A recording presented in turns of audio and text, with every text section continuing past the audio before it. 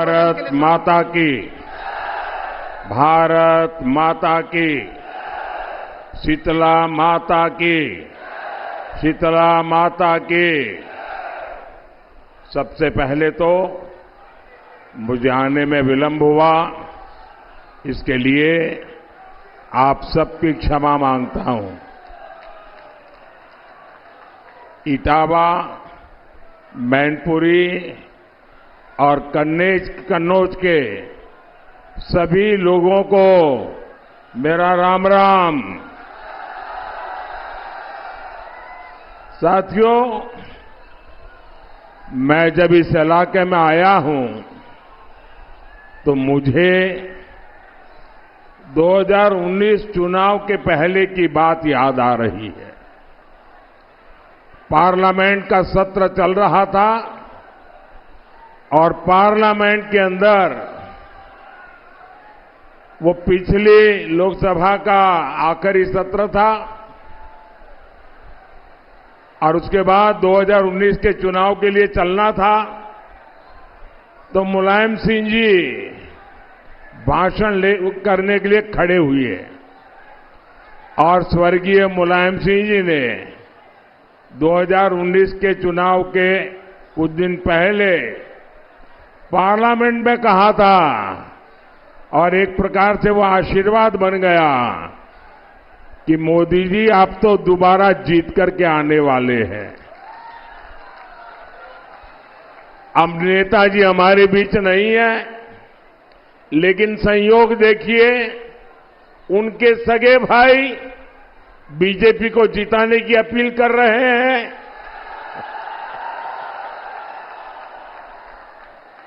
उनके दिल की बात जुबान पर आ ही गई। भाइयों और बहनों, मोदी अपने 10 साल के कार्यकाल के बाद फिर एक बार आपसे आशीर्वाद मांगने आया है। आप सबने मेरी मेहनत देखी है, ईमानदारी से आप लोगों की सेवा करना ये मेरा धर्म रहा है। अब मोदी भारत के लिए आने वाले 5 साल ही नहीं 25 साल का रास्ता बना रहा है। भारत 1000 साल के लिए सशक्त हो, मोदी उसकी नींव तैयार कर रहा है। और मोदी ये सब क्यों कर रहा है? क्योंकि मोदी रहे या न रहे, देश हमेशा रहेगा।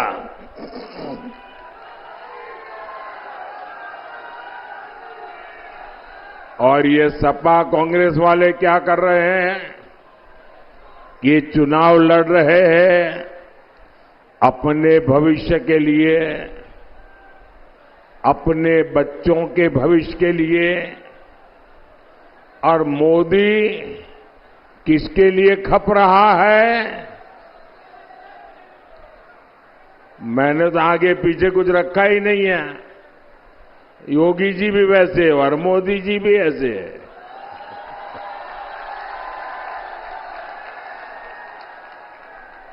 ये मोदी योगी खप क्यों रहा है? हमारे तो बच्चे हैं नहीं। हम खप रहे हैं आपके बच्चों के लिए। हम खप रहे हैं आपके बच्चों का भविष्य बनाने के लिए। ये विकसित भारत का संकल्प क्या है? ये विकसित, ये सिर्फ 4 शब्द वाला मामला नहीं है। इसमें 4 शब्द और जुड़े हैं। आपके बच्चों का सुखी संसार, आपके बच्चों की आय, उनका रोजगार, यही तो विरासत है जो मोदी आपके बच्चों के नाम लिखना चाहता है। और साथियों, इन परिवारवादियों की विरासत क्या है? इनकी विरासत गाड़ी, बंगला, राजनीतिक रसूख, कोई मैनपुरी, कन्नौज और इटावा को अपनी जागीर मानता है, कोई अमेठी रायबरेली को अपनी जागीर मानता है, लेकिन मोदी की विरासत गरीब का पक्का घर है। मोदी की विरासत देश की करोड़ों माताओं बहनों को मिला शौचालय है। मोदी की विरासत दलित पिछड़ों को मिला बिजली, गैस, नल, ये जो सुविधा है ना, वो मोदी की विरासत है। मोदी की विरासत गरीबों को मिला मुफ्त अनाज है। मोदी की विरासत गरीबों को मिला मुफ्त इलाज है। मोदी की विरासत आपके बच्चों के उज्जवल भविष्य के लिए बनाई गई राष्ट्रीय शिक्षा नीति है। मोदी की विरासत तो सबकी है, सबके लिए है। कौन जानता है कि 2047 में, 2047 में आपका ही बेटा बेटी प्रधानमंत्री बने, मुख्यमंत्री बने।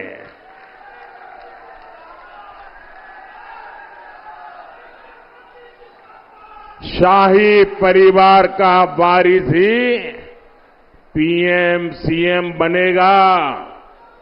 ये कुप्रथा इस चाय वाले ने तोड़ दी है।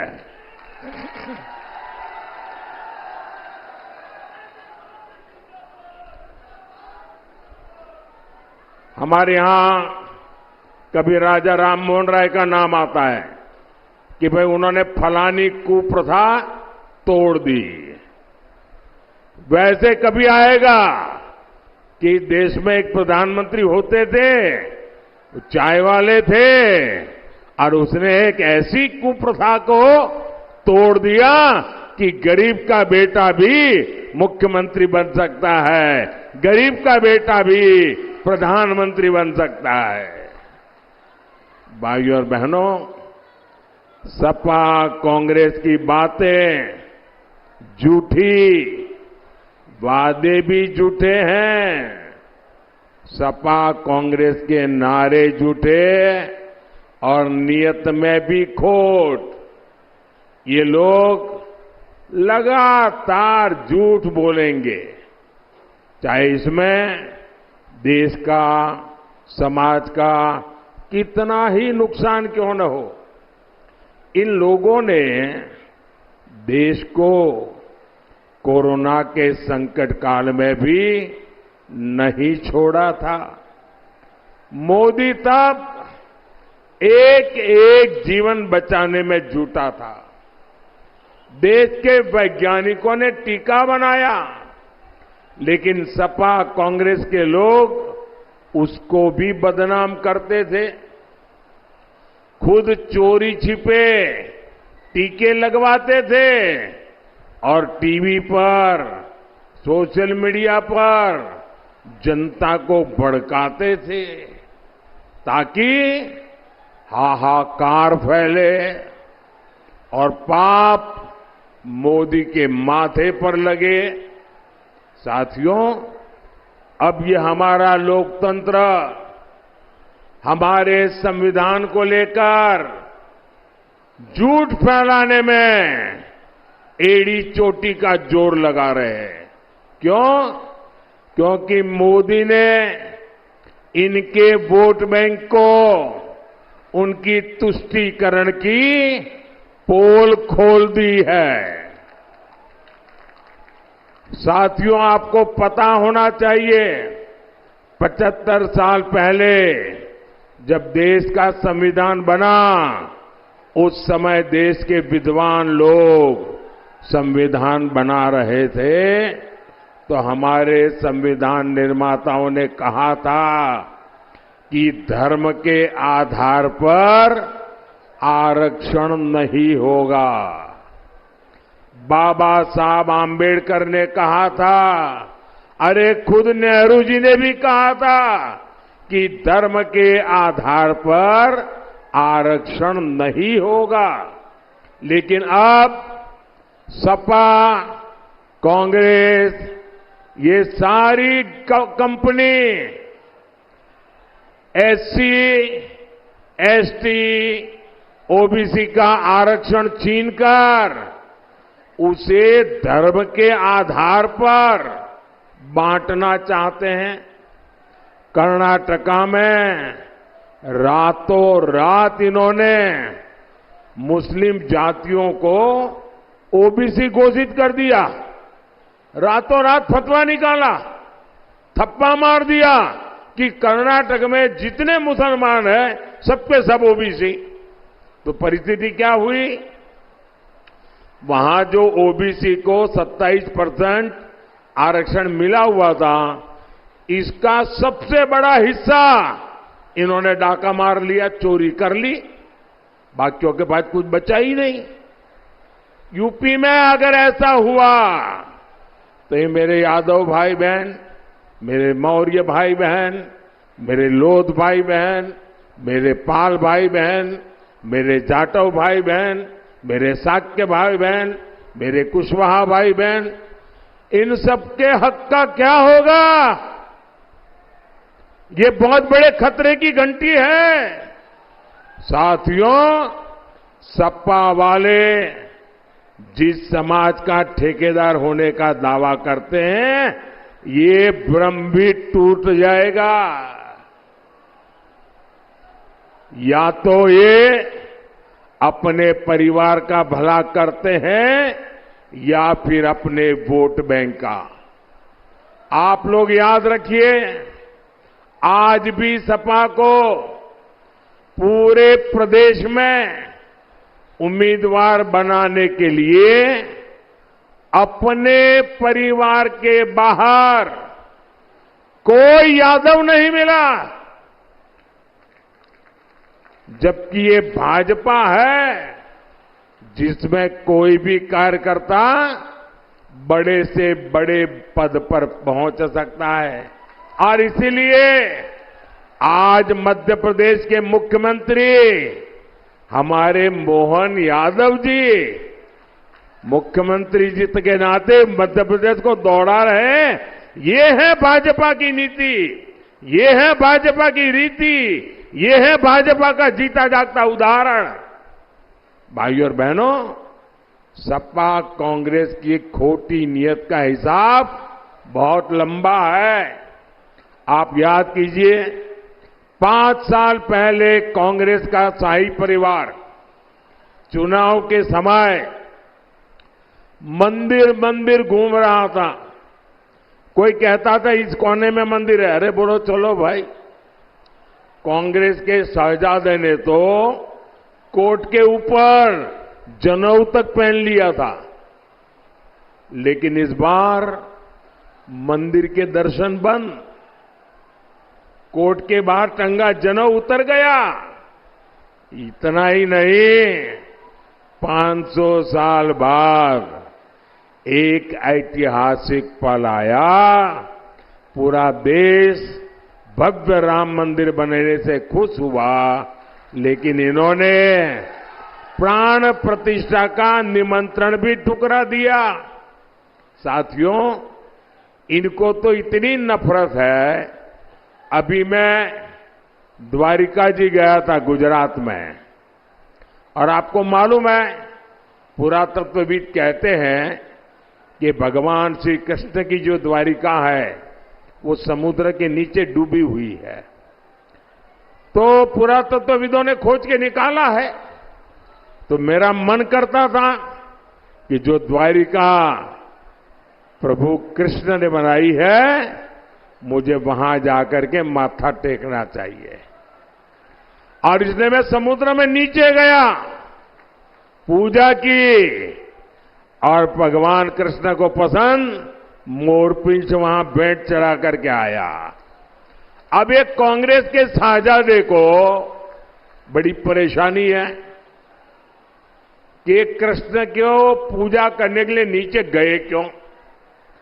अब मैं ये यहां के सपा वालों को पूछना चाहता हूं, अरे आप तो अपने आप को यदुवंशी कह रहे हो, श्री कृष्ण के वारिस कह रहे हो, और देश का प्रधानमंत्री श्री कृष्ण की पूजा करे, और तुम्हारे अपने साथी उसकी आलोचना करे।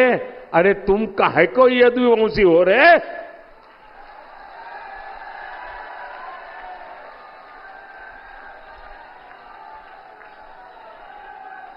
उनको पूजा भी नौटंकी लग रही है। मोदी को गाली देते देते ये लोग भगवान कृष्ण की पूजा तक का अपमान करने लगे हैं, और ये यदुवंशी उनकी आरती उतार रहे हैं। आपको शहजादे की आरती उतारनी है तो उतारो, मोदी तो श्री कृष्ण की आरती उतारेगा, उतारेगा, उतारेगा। पहले उन्होंने कहा कि द्वारका में समुद्र के बीच कुछ है ही नहीं। अब कल उन्होंने फिर कृष्ण पूजा का मजाक उड़ाया। इन्हें आपकी आस्था से कोई मतलब नहीं है। भाई और बहनों, आपने तो योगी जी के नेतृत्व में हालात बदलते देखे हैं। यहां माताओं बहनों का घर से निकलना मुश्किल था। व्यापारियों से रंगदारी, फिरौती, जमीनों पर कब्जा आम बात थी।